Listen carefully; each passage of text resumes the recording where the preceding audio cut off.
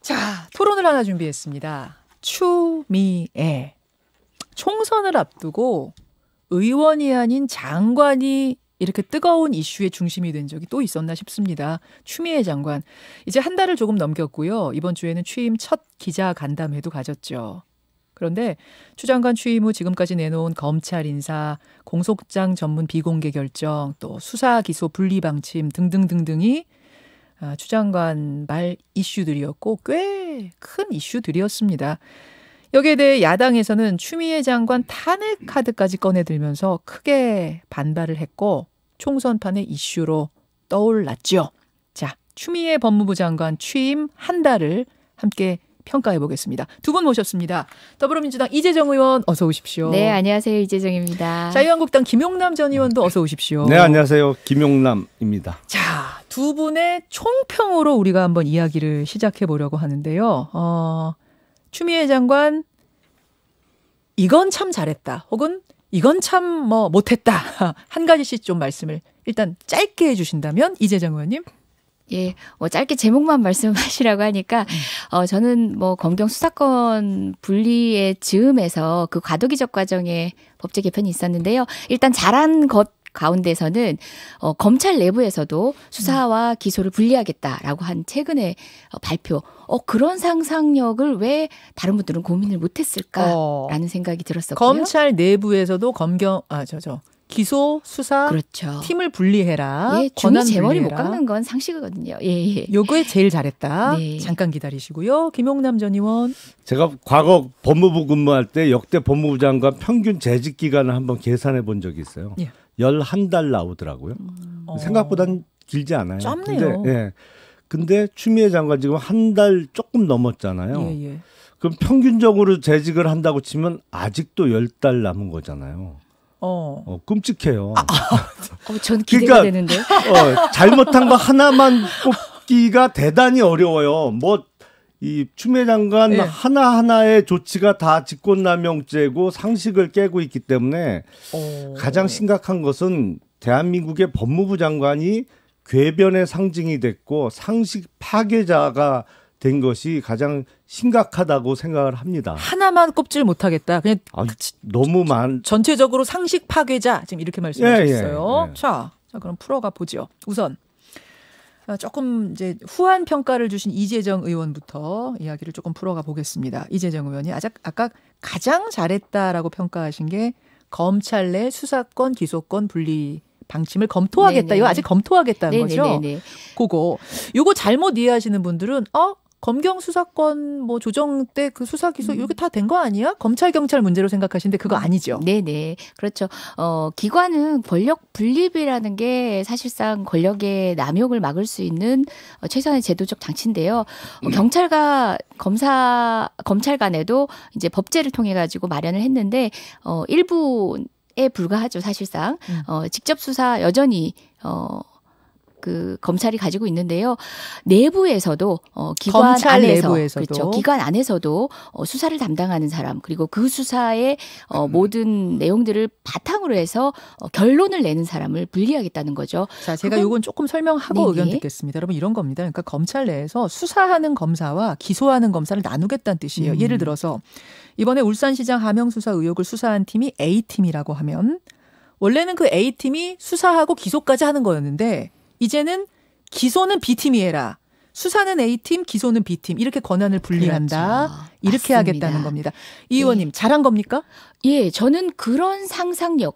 제도라는 것은 과도기에 어떤 방식으로 풀어가고 그 방향에 대한 시험을 해볼 것인지도 제도 위반자들 그리고 제도를 집행하는 사람들도 고민을 해야 되는데 우린 정말 판에 박힌 형식의 틀 안에서 많이들 풀어내려고 했던 것 같아요. 수십 년 된 논제를 그 방법대로 그대로 얘기하면서 국회 안에서 공방을 벌이고 했던 저한테는 사실상 굉장히 기발한 생각이고 그 방향을 점검하면서 권력 내부, 기관 내부 스스로의 통제를 한번 시험해 볼 수 있는 저는 상상력 기발한 아이디어다 그 두 개를 분리해야 하는 이유는 그럼 뭐예요? 견제예요?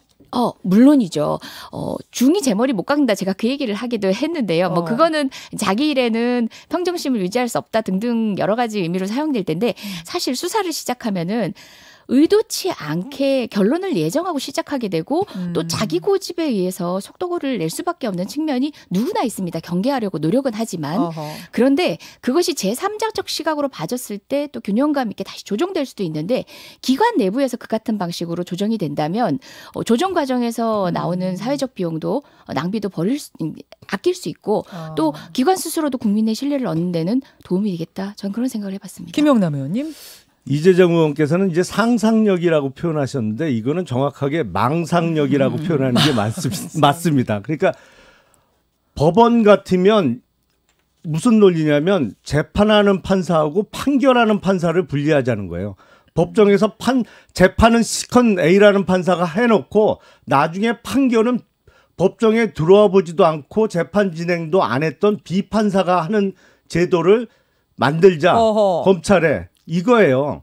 목적은 너무나도 명백해요. 왜냐하면 검찰 전부를 장악하기는 어려워요. 아무리 추미애 장관이 세고 인사권을 남용해서 이리저리 말 안 듣는 검사 지방으로 날리고 좌천시킨다고 해도 정의감을 갖고 있는 검사들을 다 제압하기는 어렵거든요. 그러니까 일종의 수사검사와 기소검사를 분리한다는 거는 예. 서울중앙지검을 예를 들면 이성윤 서울중앙검사장의 쉬운 통제가 가능한 기소관 몇 명을 두고 수사는 다른 검사가 열심히 하더라도 요 기소관만 검사장이 통제하면 기소 불기소를 통제할 수가 있는 거예요. 전체적으로. 그렇게 하자는 취지 같아. 하도 황당한 얘기라 뭐 자세히 알고 싶지도 않은데. 그러니까 아니 법원에서 재판은 시컨 예. A라는 판사가 해놓고 나중에 예. 판결은 그 법정에 들어오지도 않은 B 판사가 하는 제도를 그런 형태를 검찰에다 만들자. 아 그러니까 제가 상식 파괴자라고 추미애 장관을 얘기하는 거예요. 예, 예. 어떻게 그런 해석이 가능하신지 똑같아요, 그 해석의 상상력에 제가 일단 점수를 좀 드려보겠습니다. 망상력입니까 이쪽도? 차마 그 말을 못하겠습니다. 저희는 예의를 갖춰 표현을 하겠습니다. 예. 그게 바로 검찰이 가진 스스로에 대한 자만심이라고 생각합니다. 감히 어떻게 검찰이 법관하고 동일선상에서 재판 과정과 수사 과정을 동일하게 놓고 봅니까? 재판 과정은요. 3당사자가 있습니다. 판관의 위치에 있는 법관가요. 그다음에 변호사, 피고인의 이익을 위해서 나름의 사실관계를 만들어가고 나름의 증거를 또 제출하는 변호사 측, 피고인 측이 있고 검사가 있습니다. 검사는 당사자 중 한 명입니다. 어떻게 검사를 그 재판을 판단하는 객관적 지위에 있는 법관하고 비교를 하십니까? 비유가 그렇죠. 옳지 않다? 지위 자체가 달라면 이게 바로 검찰의 오만함의 기존의 선입견이에요. 검찰은 스스로 사법기관에 상응하는 독립성을 그간 요구했잖아요. 그것이 망상이거든요. 아니 그러니까 뭔가 좀 오해를 하신 것 같은데 네네네. 자 그러면 지금 추미애 장관이 얘기한 건 네네. 수사하는 검사 따로 기소 여부를 결정하는 맞습니다. 검사 따로 두자는 거잖아요. 그러면 검사가 수사할 때는 자기 검사실에서 불러서 소환해서 조사도 하고 증거도 살펴보고 다 해요. 그게 수사검사잖아요. 그리고 그 수사한 검사가 수사 과정에서 심증을 형성해서 아 이거는 범죄 혐의가 충분하다고 하면 기소를 하면서 자기 이름으로 공소장을 작성하는 거고 아 이거는 증거가 부족하다 내지는 범죄 혐의가 없다라고 판단되면 불기소장을 자기 이름으로 작성하는 거예요. 근데 지금 추미애 장관이 한 얘기는 수사하는 검사는 따로 있고 기소하는 검사는 그 수사를 안 했던 다른 검사가 기소 여부를 결정한다는 거예요. 제가 마무리를 그러면 안 했는데 판사가 걸 가져가시니까 재판 안 한 판사가 판결하는 거하고 뭐가 틀리죠? 자, 이재정 의원님 이어가시죠.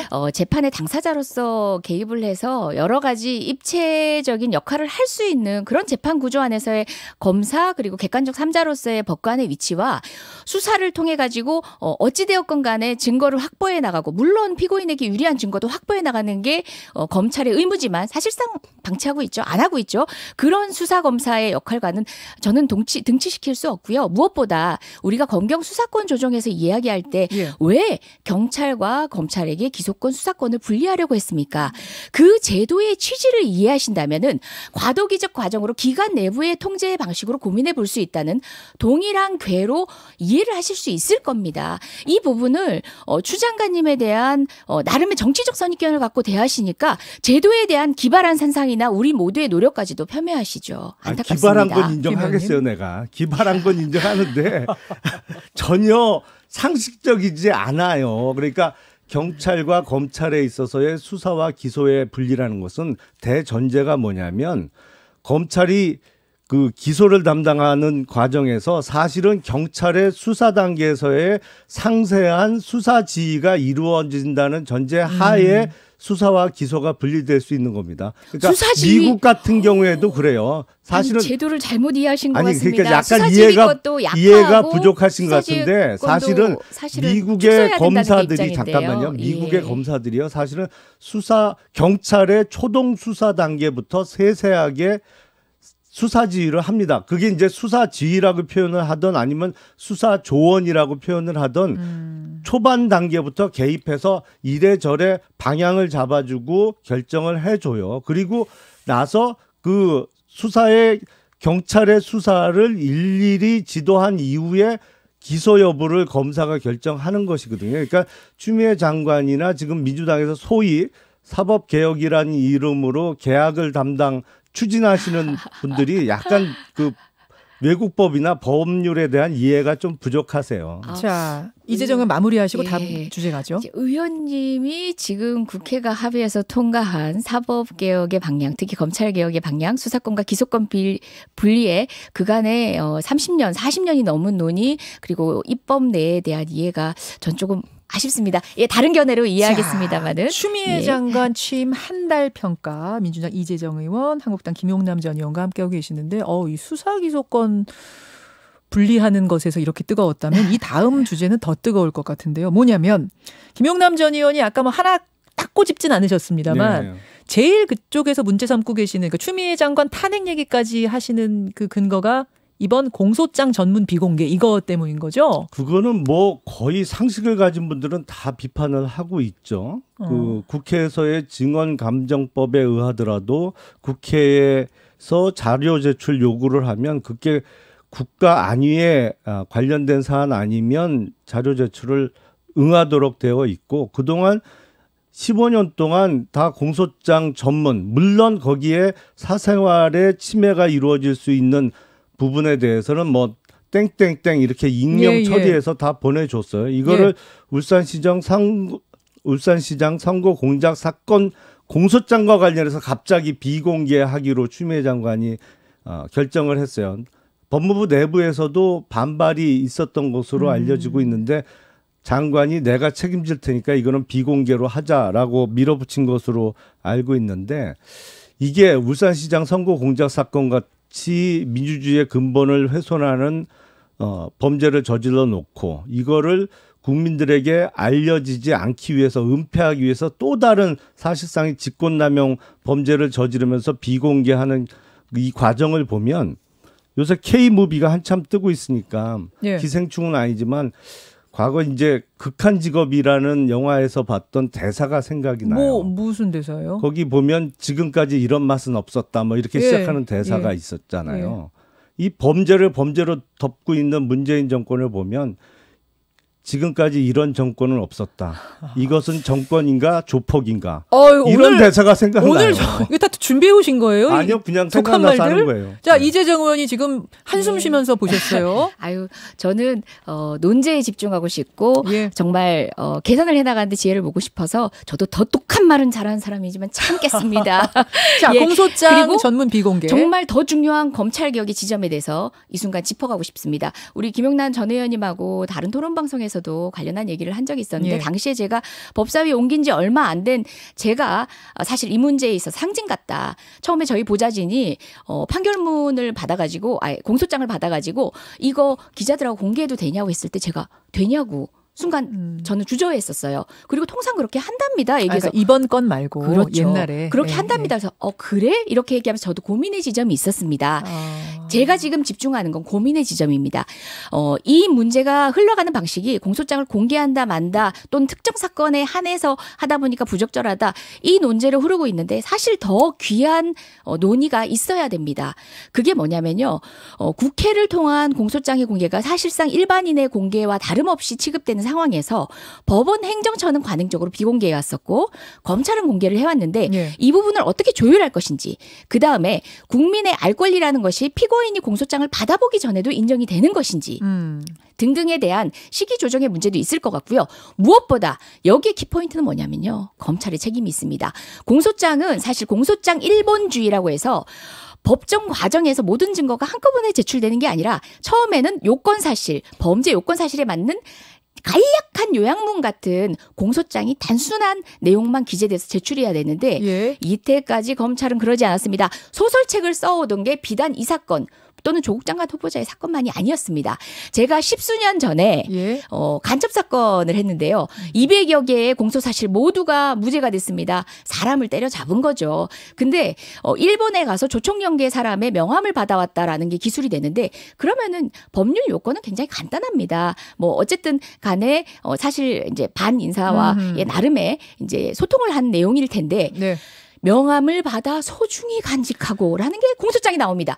그 정도로 예. 사실상 공소장에 그 전제 사실에 대해서 오해할 수 있는 편견을 가질 수 있는 많은 내용들을 담고 있어서 여러 번 그 문제를 지적해 왔고 추미애 장관의 이번 지적은 그런 일련의 여러 가지 문제들을 제시하고 싶어 했던 건데 공소장 공개 비공개만으로 흐른 것이 전 좀 아쉽습니다. 김 의원님.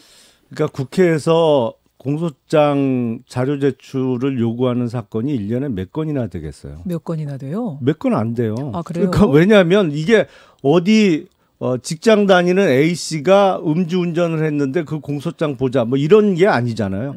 울산시장 선거 공작은 사실은 청와대가 정권이 개입해서 그것도 청와대의 7개 부서인 거의 전 부서가 개입해갖고 문재인 대통령의 가장 친한 친구라는 송철호 민주당 후보를 당선시키기 위해서 어떤 일을 했는지 이게 사건의 핵심이잖아요. 그 의혹이죠. 사실은 이거 유죄 확정되면 관련자들에 대한 엄벌뿐만 아니라 사실은 대통령에 대한 어떤 진퇴 여부도 결정이 나야 되는 사안이에요. 어마어마한 사건이잖아요.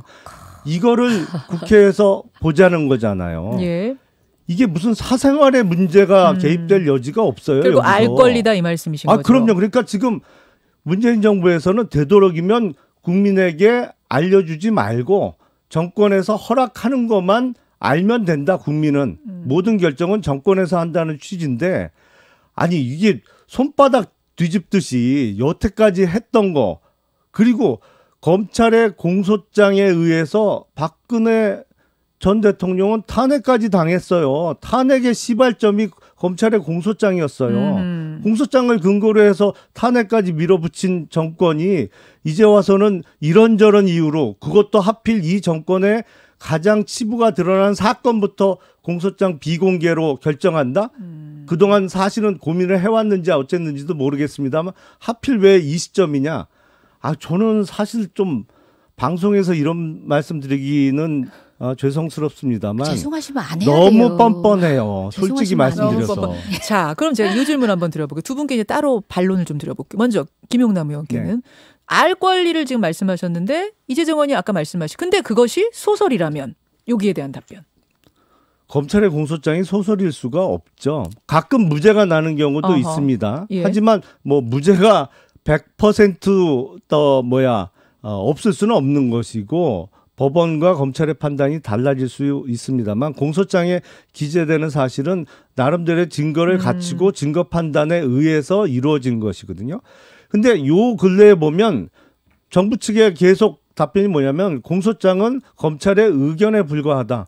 앞에 말씀드렸습니다만 그러면 그 의견에 불과한 거에 근거해서 대통령 탄핵까지 시켜놓고 이제 와서는 단순 의견에 불과하다고 하는 건 오케이. 뭐예요? 자, 그러면 이제 이재정 네. 의원께 제가 반론. 예. 그러면 왜 이번부터냐? 왜 하필이면 현 권력의 어떤 중심부에 대한 의혹 수사에 대해서부터 공소장 비공개냐? 여기에 대한 답. 그 시점에 대한 문제에 논란의 여지를 준 것은 저는 오히려 그 부분의 시시비비보다는 그 지점이 아쉽다는 지점을 아까도 지적을 했었고요. 저는 두 가지 측면에 이제 반박을 분명히 해야 되는 게 공소장은 증거에 의해서 됐다. 그래야 되죠. 그런 것을 기대하지만 사실상 이번 공소장을 보고도 사람들이 뭐라고 얘기했냐면요. 이런 증거가 있는 것 같아라고 추단하는 불필요한 사실들까지 기재가 됩니다. 그걸 소설이라고 하는 겁니다. 기본적으로 그간의 공소장들이 검찰 출신이시잖아요. 공소장 1번주의라는 요약된 요건 사실에 합당한 지적만 하고 법관에게 예단을 줘서는 안 된다라고 하는 명백한 명문의 원칙을 어기는 방식으로 기재되어 왔다는 점이 사실은 더 문제인 거고요. 그 지점에 대한 교정이 함께 이루어진다면 공개의 범위, 공개 시기에 대한 여러 가지 지혜들이 필요한 지점인데 자꾸 정치적으로만 접근하시는 거는 되려 검찰개혁에 필요한 논의를 막고 있는 것 같고요. 두 번째로 지적할 부분은 아니 어떻게 박근혜 대통령 탄핵하고 비교하십니까? 지금 정권의 탄핵을 얘기하는 것도 이건 정말 좀 어이없어서 실소를 금할 수밖에 화도 안 납니다. 실소를 금할 수밖에 없지만 박근혜 대통령 당시의 탄핵의 기저사실들은요. 언론에 의해서 문제 제기가 되고 언론을 통해서 드러난 사실들을 알겠습니다. 예, 검찰이 받아가는 거였습니다. 검찰이 흘리고 있는 요 사이의 문제하고는 조금 다르죠. 명백하게 반대입니다. 김용남 의원님. 울산시장 선거공작 사건이나 유재소 범죄 은폐 사건의 심각성을 전혀 인정하지 않는 거예요. 이게 얼마나 심각한 문제인지 민주주의의 근간을 훼손하고 법치주의를 출발부터 망가뜨리고 있는 것인지를 전혀 인정을 안 하고 계신데 사실은 이 문재인 대통령의 관여 여부에 따라서는 박근혜 전 대통령의 탄핵 사유보다 훨씬 심각한 탄핵 사유입니다. 훨씬 이게 관여가 돼 있다면. 왜냐하면 선거제도라는 것이 민주주의의 꽃인데 그 선거제도를 무력화시켜버렸잖아요.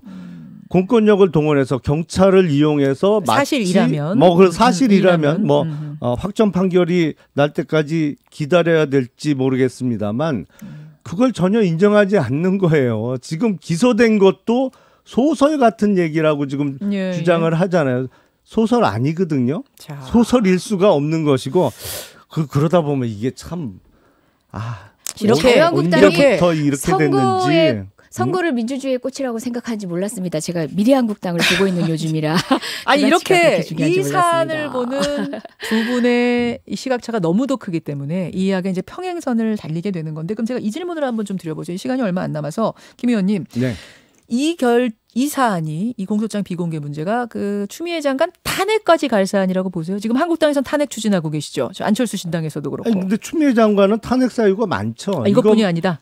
말고도 사실은 수사 방해 목적의 인사권 행사를 빙자한 수사팀 해체 이것도 직권남용이거든요. 그리고 수사와 기소검사 분리 이건 정말 상식에 반하는 주장이고 알겠습니다. 저희가 그 전부터 추미애 장관이 장관 되기 전부터 뭐라고 저희들끼리는 얘기했냐면 추미애 전 대표를 결과적 애국 보수라고 저희가 불렀어요. 그게 무슨 말이에요? 결과적 애국 그러니까 보수? 추미애 전 대표가 본인의 의도와는 상관없이 본인이 한 행동이 결과적으로는 애국적인 결과를 가져온다. 대표적인 게 드루킹 사건 그거 추미애 당시 민주당 대표가 고발해갖고 그 드러난 거잖아요. 자기 편인지 모르고. 결과적으로는 보수를 지금 돕고 있다. 한국당 돕고 있다. 사실은 그렇죠. 그 말씀이세요. 오케이. 자, 탄핵까지 갈 상황이다라는 말씀에 대해 이재정 의원. 예, 저는 너무 안타깝습니다. 검찰개혁 수십 년 과제를 왜 못했겠습니까? 민주정부 10년의 마지막도 노무현 대통령의 안타까운 죽음으로 끝났던 그 검찰개혁의 그 미비된 그 역사의 과정들을 본다면 오늘날 왜 갑자기 검찰이 의료화졌다고 생각하십니까? 사건 하나로 시시비비가 가려지기가 쉽지 않아 보이고 어둡고 둔탁해 보여서 어느 것이 진실인지 모르신다면 역사적 맥락 안에서 찾아가야 합니다. 간첩 사건 조작했던 검찰인 거고요. 박근혜 정부의 여러 가지 사건들 탄핵까지 이르지 않아도 됐을 정윤회 문건들 다 뒤엎어온 검찰입니다. 벼랑간 달라졌겠습니까? 아닙니다. 여러 가지 전선 과정에서 이 전선이 어떤 연유에서 비롯된 것인지는 여러분들께서 그 역사적 맥락 안에서 지켜봐 주시고요. 저는 어찌되건 간에 정치 공방 지향하고 검찰 개혁이라는 권력 분점을 통한 국민의 이익 극대화, 국민의 기본권 강화를 위한 노력에 지혜를 모았으면 좋겠습니다. 여기까지. 자, 추미애 장관 이제 한 달을 조금 넘어서 이번 주에는 기자간담회도 있었기 때문에 추미애 장관에 대한 평가 이렇게 좀 극명하게 달라서 들으시는 분들이 혼란스러우실지 어떨지 모르겠습니다. 하지만 한 30분 정도 토론을 들으시면서 나름대로 자신의 논리를 확인하셨으리라 생각하면서 두 분 오늘 고생 많으셨습니다. 고맙습니다. 네, 감사합니다. 고맙습니다. 더불어민주당 이재정 의원, 자유한국당 김용남 전 의원이었습니다. 김현정의 뉴스쇼는 청취자 여러분의 참여로 이루어집니다. 트위터, 페이스북, 레인보우 게시판, 그리고 단문 50원, 장문 100원의 유료 문자 샵 1212, 우물정 1212 통해 참여하실 수 있습니다. 김현정의 뉴스쇼, 여러분과 함께 만듭니다.